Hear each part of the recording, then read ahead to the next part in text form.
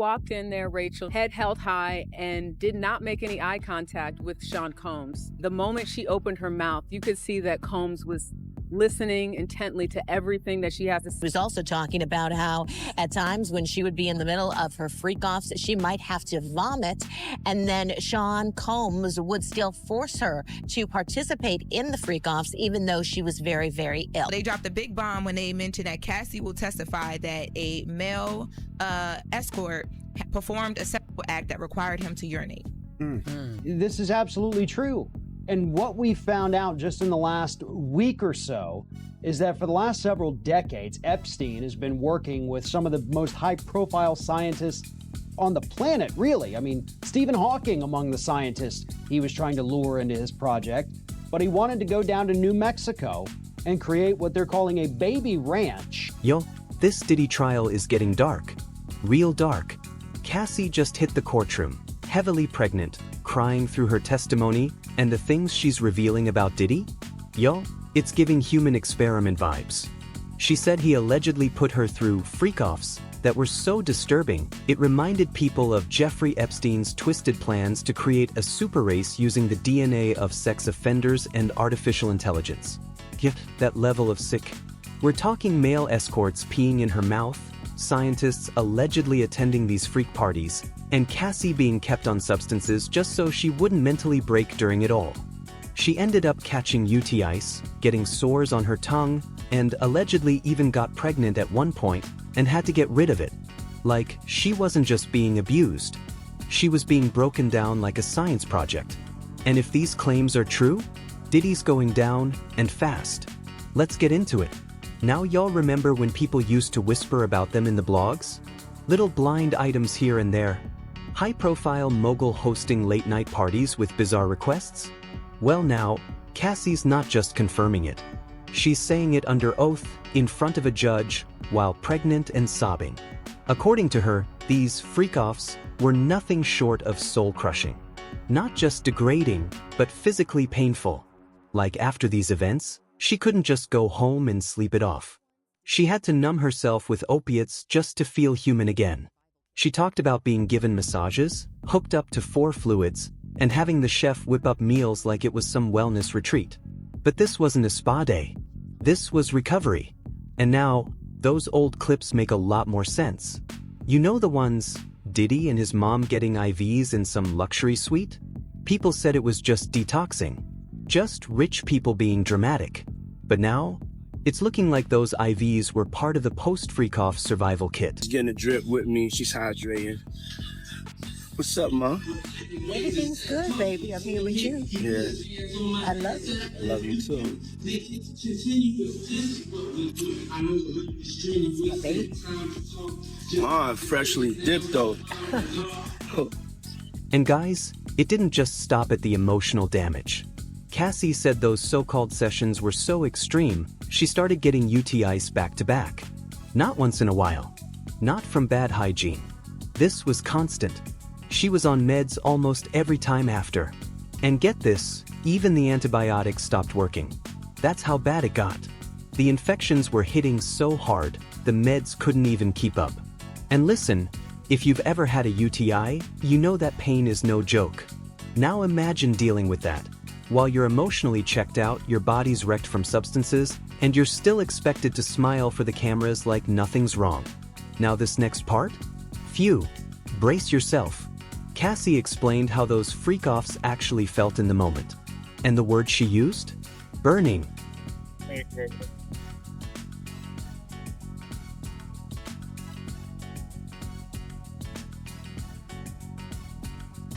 It wasn't just uncomfortable, it was the kind of pain no woman should ever have to go through. Especially not for someone who claimed to love her. And what really hit hard? She said she wouldn't wish that feeling on anyone. That speaks volumes. But here's the part that broke people. She told the court that she still has sores on her tongue. To this day. Even in 2025, those mouth sores never fully healed. And get this, the last time she was even near Diddy was back in 2018, at Kim Porter's funeral. So if she's still dealing with this 7 years later, this wasn't just trauma. This was damage. Now let's talk about the escorts. because Cassie name-dropped one of them, Daniel Phillip. And what's interesting, this wasn't just some random hookup. Daniel was allegedly a regular at those special nights. He was brought in on purpose. It was planned, scheduled, like clockwork. And when they asked Cassie if she ever wanted to sleep with him, her reaction said it all. She didn't stutter. She didn't pause. She just said, no, and let out that awkward little laugh. You know the kind. That laugh where your body remembers what your mind is trying to forget. And here's the cold part. These escorts? They weren't doing it for thrills. Sources say they were getting paid between $1,000 and $6,000 per session. This wasn't chaos. It was organized. And none of it was about pleasure, for her. Cassie said flat out, she didn't do it because she wanted to. She did it because she was scared. And let's not lose sight of the bigger picture. This is the same man who allegedly beat her, dragged her by her hair, and kept her constantly under his control. So when he asked her to sleep with someone else, that wasn't a request. That was pressure. That was power. That was a threat disguised as a choice. And someone online broke it down perfectly. If you say yes because you're scared they'll hurt you, if you say no, that's not consent. That's coercion. But here's the real curveball. Allegedly, there weren't just celebrities and groupies at these freak-offs. There might have been scientists in the room. Now pause. Scientists at a freak-off, hosted by a billionaire with a god complex? It's giving Epstein 2.0. Remember how Epstein had that sick plan to create an elite race of people using his DNA? He had scientists and tech nerds lined up, acting like it was some secret billionaire science fair. And now we're seeing eerie similarities. You would think it's satire just from seeing the headline, but knowing this man's history, this is absolutely true. And what we found out just in the last week or so. And now, people are starting to wonder, were Diddy's parties operating on that same kind of energy? Because based on what's coming out now, these gatherings weren't just about wild nights and luxury excess. This wasn't just celebrity chaos. This might have been something darker. Now before anybody starts pulling out their Diddy stan capes, especially the ride or dies in the back, let's just breathe for a second and take a good, hard look around. Because once you slow it down and actually start connecting the dots, the parallels between Diddy and Jeffrey Epstein, they're getting loud.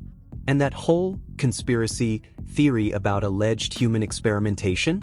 As I mentioned, Combs has been charged with RICO conspiracy. He used his business and employees of that business and other close associates to get his way. Those individuals allegedly included high-ranking supervisors in the business, personal assistants, security staff, and household staff. Yeah, it's sounding less like a conspiracy and a whole lot more like a pattern. Here's the first name that had everybody side-eyeing the courtroom, Damian Williams. Ring a bell? He's the attorney for the Southern District of New York, the same guy who led the prosecution in the Ghislaine Maxwell trial. And now? Were there hidden cameras at literally every property? Yes, we know about hidden cameras. The first glimpse of hidden cameras came when the Palm Beach Police Department executed the search warrant on Epstein's Palm Beach house in 2006. Now, Epstein had been warned. He's front and center in Diddy's federal grand jury case. And bro, the vibe is way too familiar. In both cases, it's like the witness list was curated, like a guest list to some exclusive VIP party. Only a few people allowed in, and only the safe names ever get mentioned. It's discovered in Diddy's homes, lawsuit says. Oh, well then it's a wrap, done. Hundreds. Yeah, we'll never see any of that footage. This dude had hundreds of cameras. That is so crazy. So where are those tapes? Because everyone's heard the whispers that they exist, but just like Epstein. Remember Maxwell's trial? They brought forward just enough girls to convict her and tie her to Epstein, but magically avoided naming the high-profile men in Epstein's little black book. You know, the ones who were actually there, doing the dirt. And now with Diddy? Same energy. This is supposed to be a RICO case. For those who don't know, RICO means they're investigating an entire criminal enterprise. A network. A system. So why is only Diddy catching charges? When Cassie already told us there were others involved. Scientists. Tech moguls. Billionaire weirdos. They were all allegedly in the mix. So where are their names? Why is the spotlight so conveniently narrow?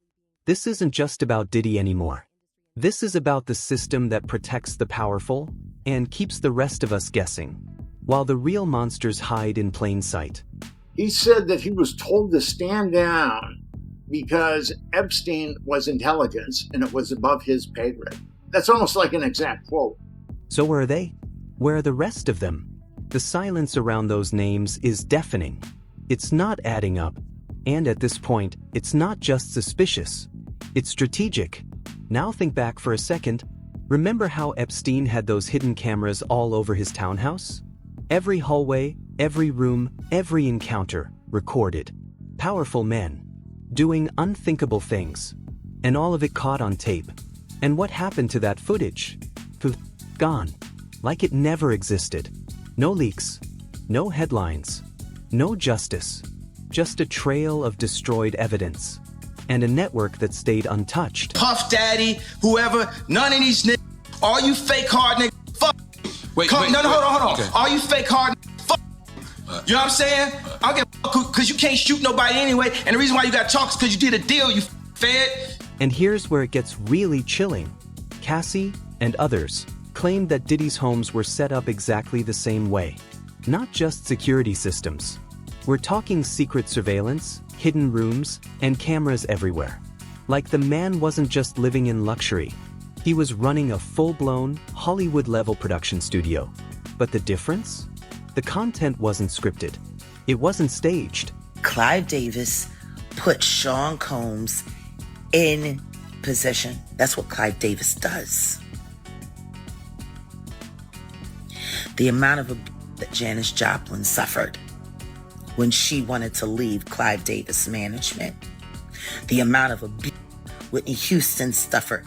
It was real people, real assault, real trauma, and allegedly real blackmail material. This wasn't just privacy invasion. This was control on a whole other level. Capture their darkest moments, then hold it over them like a sword. That's not just manipulation. That's calculated psychological warfare. It's unclear whether he's actually suicidal or if it's just a safety precaution, but we do know a mental health professional visits his cell at least several times a day. The U.S. Department of Justice Institute of Corrections describes Suicide Watch as supervisory precautions. Some breaking news right now. Disgraced financier Jeffrey Epstein has taken his own life while he was behind bars here in New York City. Epstein was facing sex trafficking charges. So where are those tapes? Because everyone has heard the whispers that they exist. But just like with Epstein, not one elite has been dragged down by them. Not one tape has surfaced. Not one big name exposed. And y'all, let's not play dumb. This is selective justice. Some sources online